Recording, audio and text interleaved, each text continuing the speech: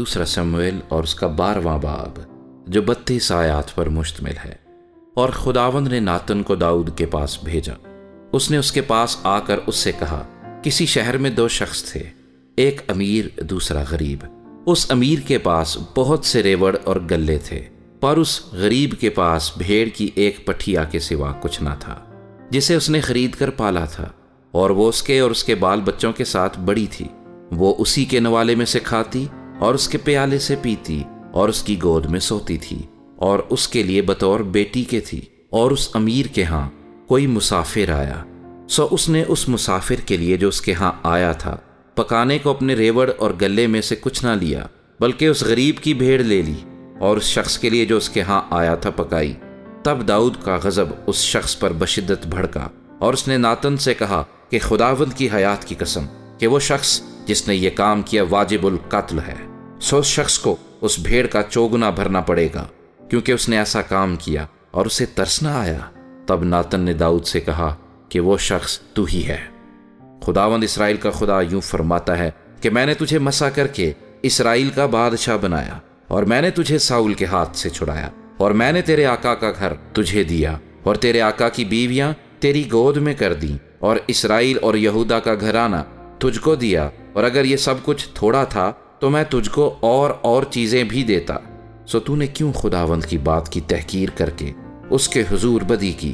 تو نے ہتی اوریا کو تلوار سے مارا اور اس کی بیوی لے لی تاکہ وہ تیری بیوی بنے، اس کو بنی امون کی تلوار سے قتل کروایا۔ سو اب تیرے گھر سے تلوار کبھی الگ نہ ہوگی، کیونکہ تو نے مجھے حقیر جانا اور ہتی اوریا کی بیوی لے لی تاکہ وہ تیری بیوی ہو۔ سو خداوند یوں فرماتا ہے کہ دیکھ، میں شر کو تیرے ہی گھر سے تیرے خلاف اٹھاؤں گا، اور میں تیری بیویوں کو لے کر تیری آنکھوں کے سامنے تیرے ہمسائے کو دوں گا، اور وہ دن دہاڑے تیری بیویوں سے صحبت کرے گا، کیونکہ تو نے تو چھپ کر یہ کیا، پر میں سارے اسرائیل کے روبرو دن دہاڑے یہ کروں گا۔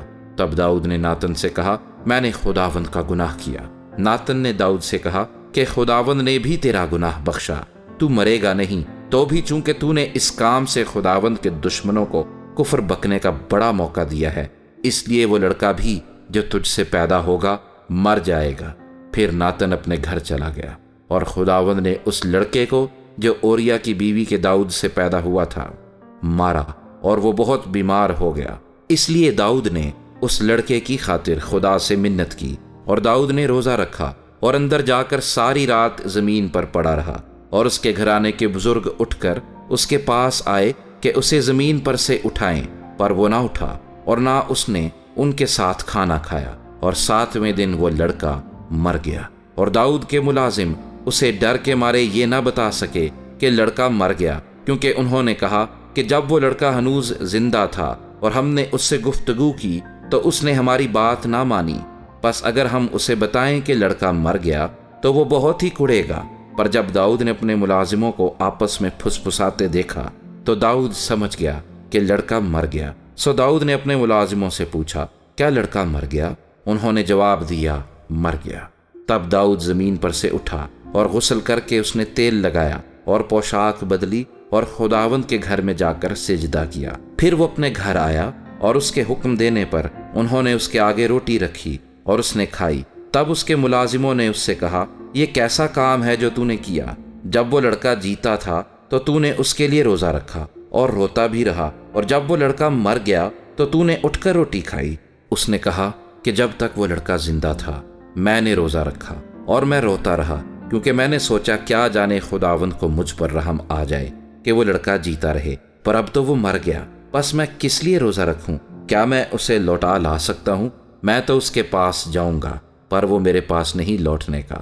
پھر داؤد نے اپنی بیوی بتسبا کو تسلی دی اور اس کے پاس گیا اور اس سے صحبت کی، اور اس کے ایک بیٹا ہوا، اور داؤد نے اس کا نام سلیمان رکھا، اور وہ خداوند کا پیارا ہوا۔ اور اس نے ناتن نبی کی معرفت پیغام بھیجا، سو اس نے اس کا نام خداوند کی خاطر یدیا رکھا۔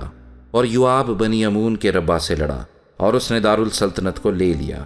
اور یوآب نے قاصدوں کی معرفت داؤد کو کہلا بھیجا کہ میں ربا سے لڑا اور میں نے پانیوں کے شہر کو لے لیا، پس اب تو باقی لوگوں کو جمع کر اور اس شہر کے مقابل خیمہ زن ہو اور اس پر قبضہ کر لے، تا نہ ہو کہ میں اس شہر کو سر کروں اور وہ میرے نام سے کہلائے۔ تب داؤد نے سب لوگوں کو جمع کیا اور ربا کو گیا اور اس سے لڑا اور اسے لے لیا، اور اس نے ان کے بادشاہ کا تاج اس کے سر پر سے اتار لیا۔ اس کا وزن سونے کا 1 قنطار تھا اور اس میں جواہر جڑے ہوئے تھے، سو وہ داؤد کے سر پر رکھا گیا، اور وہ اس شہر سے لوٹ کا بہت سا مال نکال لایا۔ اور اس نے ان لوگوں کو جو اس میں تھے باہر نکال کر ان کو آروں اور لوہے کے ہینگوں اور لوہے کے کلہاڑوں کے نیچے کر دیا، اور ان کو اینٹوں کے پزاوے میں سے چلوایا۔ اور اس نے بنی امون کے سب شہروں سے ایسا ہی کیا۔ پھر داؤد اور سب لوگ یروشلیم کو لوٹ آئے۔